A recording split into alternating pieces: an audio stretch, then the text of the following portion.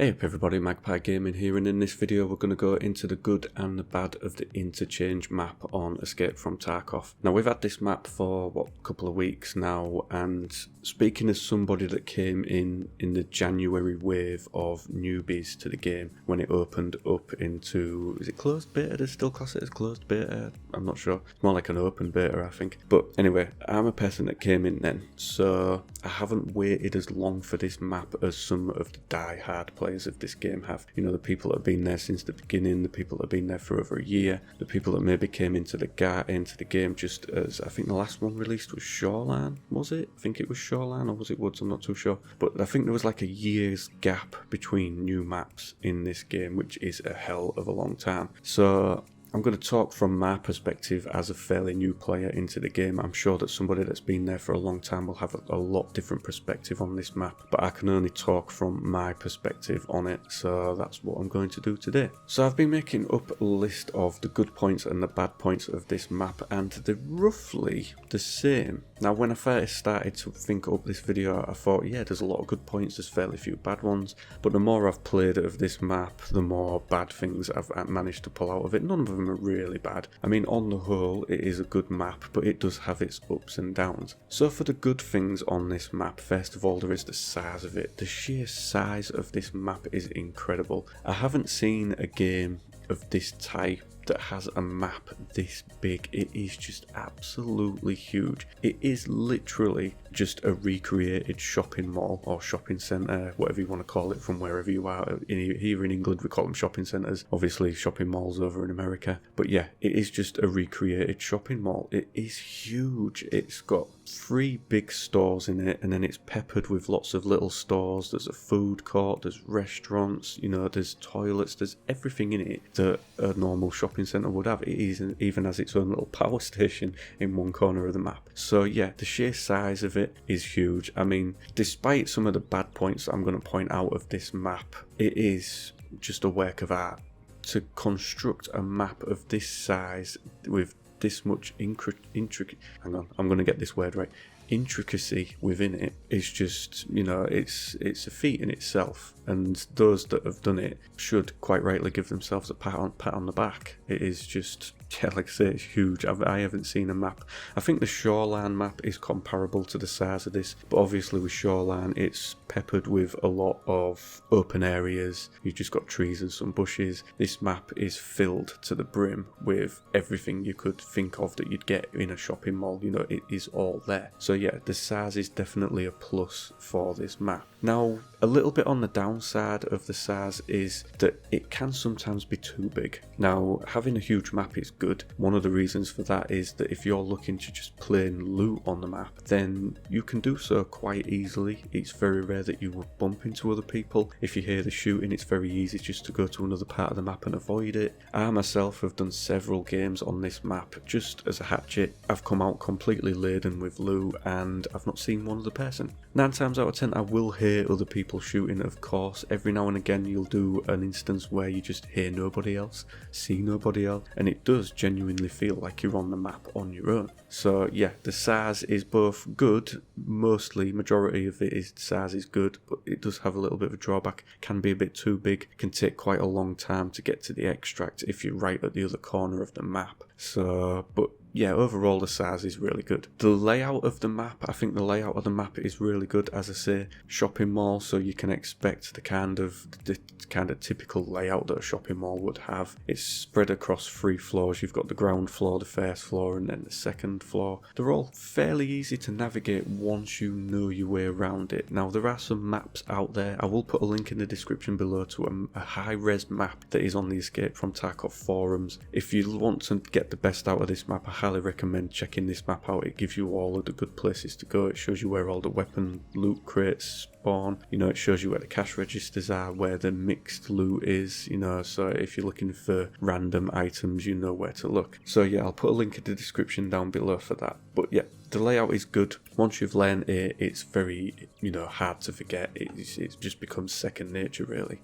Next thing I want to talk about is what I've just touched on, is the loot. The sheer amount of loot on this map is just incredible. And one of the good things about this map is that bags spawn in some of the shops. So you don't have to already have a bag. You can go in and search for one of these shops. You get is it MBSS or MB55? One of the large backpacks that spawns. The Scav backpack spawns in certain shops. So you can pick these up and start to take more loot out with yourself. So of course, if you have some of these tasks within the game, such as the ones where you've got to collect car batteries or collect graphics cards, G-phones, those tasks where you've got to collect certain things, it is all in this map. It is all there somewhere on that map, guaranteed. So it's just a case of finding it. So for me, I'm doing the one where you've got to find the 3 gas analyzers. Found 2 of them on there so far. I know that they're quite a low spawn, but for things like car batteries, if you go into the Goshan store, it's always got car batteries in there. There will be at least 1 or 2 in there every time you go in. So yeah, the loot is amazing.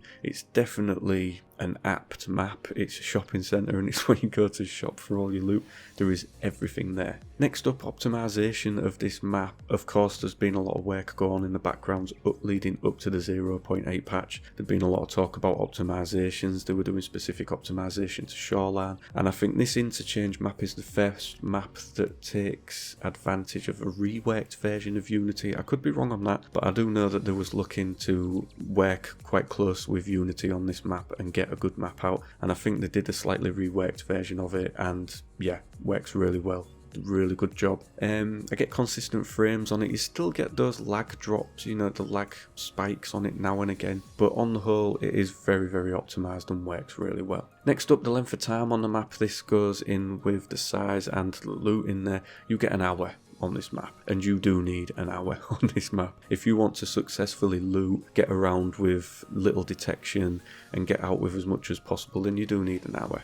For a good loot run, you're talking 30 to 45 minutes on this map easily. Next up was the lack of scavs. Now, to begin with, this was good. You could just go in, loot at your heart's content. You knew where other players was because you'd hear the shooting. You didn't have to worry about a laser beam shotty scav taking you out. That just spawns in behind you or at the side of you. Those wasn't included. Now, we had a hotfix the other week that then introduced scavs into the game, and it's a little bit up and down right now. The optimization side of things has taken a little bit of a dip, which you would expect with scavs being put in. I think the sheer size of this map and the fact that it can't support too many people means that it doesn't really support that many scavs. You won't run into groups of them like you get on, say, customs and things like that. You'll run into maybe just 1 or 2 now and again. They've been introduced. I think they need a little bit of work, but yeah, they're on there now, so both a good and a bad point, really. It was good before the scavs because you could loot at your heart's content. Now it's a little bit worse off. You've got to watch out for the scavs, but we're all used to that anyway because they're on every other map. So the bad points of this map, and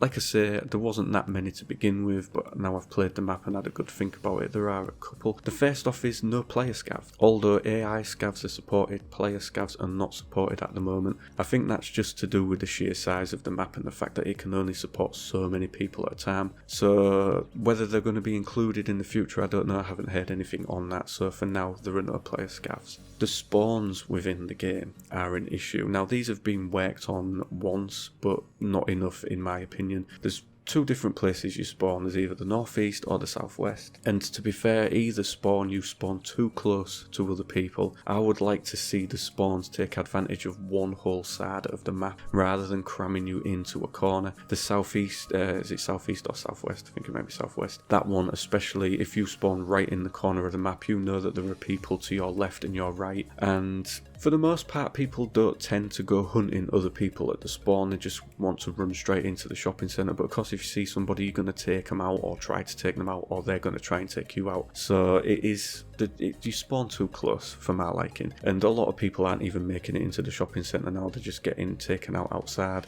and having to start again. And you want the bulk of the action to be inside the shopping centre. That's where you want the urban combat, the close quarters combat. And a lot of people just aren't getting there. So the spawns do need working on. Now that takes me into the extracts. Of course, you have one spawn in, you've got one extract out. Now this is... it's okay. The southwest extract is fairly easy to get to undercover. There's a lot of foliage, there's lots of cars and that in the way. The northeast extract isn't so easy to get to. There is an overpass that overlooks it. People camp on there, take people out. There is cover up to the spawn, but it's still a gauntlet run to get there without getting hit or picked off. I haven't witnessed too many people camping it myself, but people I know that play the game a lot more regularly than I do are saying that it is becoming an issue, so that does need looking at. Maybe have some of these one-time extracts, you know, where there's a light on and you know you can use it. That would be a lot more fairer, I believe. And the last bad point for me is that maybe this map was released too early. I know that it's a huge map, it's an intricate map, it's taken a long time to get it working, to get it up to a state where people could play on it, but I do feel that it releasing with no scavs, no player scavs supported,